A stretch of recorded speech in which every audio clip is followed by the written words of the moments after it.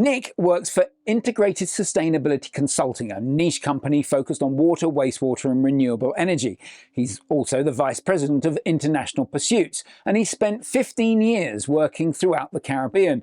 In 2018, he moved with his family from Canada to Barbados to live and work in the region full-time. We invited him to share his insights into what it's like working in an island context compared with continental North America. Thank you, Piers. Yes, it's my great pleasure to be here online with Nick St. George, who's going to be giving us some unique insights into the issues on small islands and in island nations. Nick, before we get started, would you like to just introduce yourself and what you do? Sure. So my name is Nick St. George. I'm a civil engineer from Canada who's focused the majority of my career in the wastewater sector. And devoted a lot of my attention to the Caribbean for many, many years, for decades, and eventually moved down to Barbados in 2018. So I've definitely got a lot of hands-on experience now. Fantastic. And when Nick's not at work, what 3 words would you use to describe not work Nick? Right. I think my friends and family would describe me as being very passionate, detail-orientated, and goal-driven, I think would be a fair assumption. Those are good things. So detail-oriented in your home life, does that lead you to have like a super clean kitchen or spreadsheets for your household? Yes, I laugh because people tease me about the spreadsheets that I typically send. Even if they're coming to visit in Barbados, I'll have an itinerary with links of restaurants we'll visit and so forth. And I'm definitely, I love Excel and links to various things. A man after my own heart. I always end up with a spreadsheet for itineraries for holidays when we have friends and family come to South Africa too. Okay, cool. Right, diving into the work thing. As you said, you've got lots of experience around island nations, especially in the Caribbean, but I know not limited to the Caribbean. What's the top thing you want people to understand? So people on continental, in continental locations, what's the top thing you want them to understand about the difference between working in mainland Canada and working on Barbados? Yeah, starting my career in Canada, obviously a developed country, and then working in the Caribbean, I think the big difference is a lot of times we would design infrastructure, whether it be a treatment plant or similar in Canada, and it wouldn't necessarily make headlines. It's sort of run of the mill. Down in the Caribbean or any developing country, when you design infrastructure like that, it can potentially change lives. And so the work that we do in the Caribbean is very impactful. It's very rewarding, and it's a great place to call home and develop my career. I absolutely get that. So mostly what you've been doing is wash facilities, is that right? Yeah, like I mentioned, I focused my career in the water wastewater sector, but Integrated Sustainability, which is the company I obviously work for, we not only design, but we also build and we operate and maintain treatment plants, both water treatment and wastewater treatment plants throughout the Caribbean and North America. And because we're not just designing them, we're building them and operating them. So Nick, in your experience of working on Barbados and on other islands, what would you say are the do's and don'ts for creating water and wastewater facilities on an island compared to on a continent or in a continental situation? It's going to be dependent on the perspective of governments or the private sector. But I think overall, I think everyone needs to stop throwing away a very useful resource, which is considered and called wastewater. I don't even like to call it wastewater because it should only be that for a short period of time, and we should all be looking at that resource and treating it to a high enough level where we can refer to it as reclaimed water.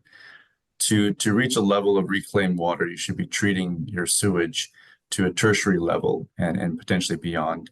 And I'm proud to say that the government of Barbados is really leading the charge in this front throughout the Caribbean, in the sense that we have 2 major regional wastewater treatment plants in Barbados, and the government, along with funding from various banks, such as the Inter-American Development Bank, is looking to support the design and upgrade of both regional wastewater treatment plants so that they treat the sewage to tertiary level, which is the highest level you can go, and beyond. So we're also stepping into the water treatment realm, and we're including reverse osmosis, RO, Wow. of our treated, reclaimed water so that it can be used for irrigation purposes for edible crops. That's the key word. If we were just using it to water the grass and landscaping, I don't think we'd have to include RO. But because we have to consider the public's concerns about edible crops, we are looking to use RO. Not to mention many of the islands, Barbados specifically relies on groundwater for the source of treatment. Other islands such as Dominica do have lakes and rivers and so forth, but not every island is like that. And so if you're looking to recharge the aquifer, then you want to be using very high quality water. You don't want to be contaminating your groundwater. So the main point was stop throwing away a very valuable resource. Number two was stop referring as wastewater. I think, using the word reclaimed water is something that I'm pretty passionate about, and I try to talk to people about. Another do and don't, so to speak, at the same time is looking at non-revenue water. NRW is a very common acronym used in developing countries. And what that does is it looks at what percentage of water leaving the water treatment plant is lost due to leaks or illegal taps, for example. And it's shockingly high in most countries. Even developed countries like Canada probably have an average of about 15% due to leaks. But in developing countries like the Caribbean, most of the islands, I would argue, are probably in the 70% range. So you can imagine the millions of dollars spent on electricity bills and resources to clean the water and get it out the door, only for it to be lost. Absolutely. So I heard NRW, 70% in Montserrat last week, and I was told 80% in Anguilla. Exactly. So can you explain to me and the audience the linkage between increased use of reclaimed water and counterbalancing or lowering this non-revenue water? What does this do for the catchment? What are the advantages? The huge advantage is it reduces the strain on the potable water demand, right? So the governments and the private sector, hotels, resorts, so forth, they, if they're developing, their own water for various reasons, if you can increase the amount of reclaimed water or NRW, reduce NRW, increase the amount of potable water reaching its destination, is you're reducing cost, because now you're actually in some cases producing a revenue source because you can sell the reclaimed water in some cases to farmers and so forth. So instead of wasting it to the environment, you can create a resource and make money from it. And we have a subdivision, for example, in Barbados where every household has 2 water meters. One water meter is potable water from the Barbados Water Authority. You pay top dollar for that water.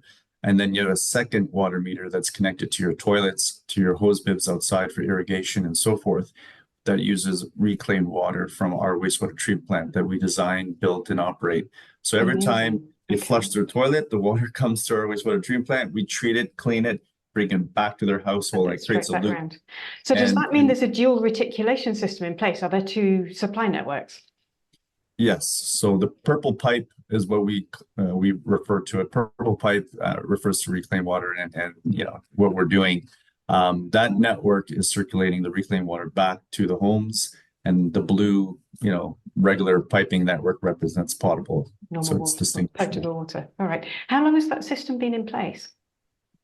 In Barbados, it's been in place for over 10 years, I believe. And we've got other facilities that also use reclaimed water for irrigation. They're not necessarily for households, but we're quite proud that we use, reclaimed water in virtually every single wastewater treatment plant that we operate and maintain. We operate over a dozen here in Barbados alone. We're also located in... How many households do they serve? It's about 250, and they're looking to double that because those homes represent residency for a university here in Barbados, and we're looking to expand that residency to another university as well. Now, one of Nick's key insights was how small the loops are when you think about recycling water and recovering nutrients on an island. Decentralized systems that bigger communities might consider too small can actually cater for whole populations on a smaller country. But Smaller doesn't necessarily mean simpler, and the challenges that present themselves, even when standard pipes and valves have to be imported on a boat that, let's say, only visits once a month, means that the design, planning and asset management stages are actually much more complex and more important, not less, when you're dealing with island communities.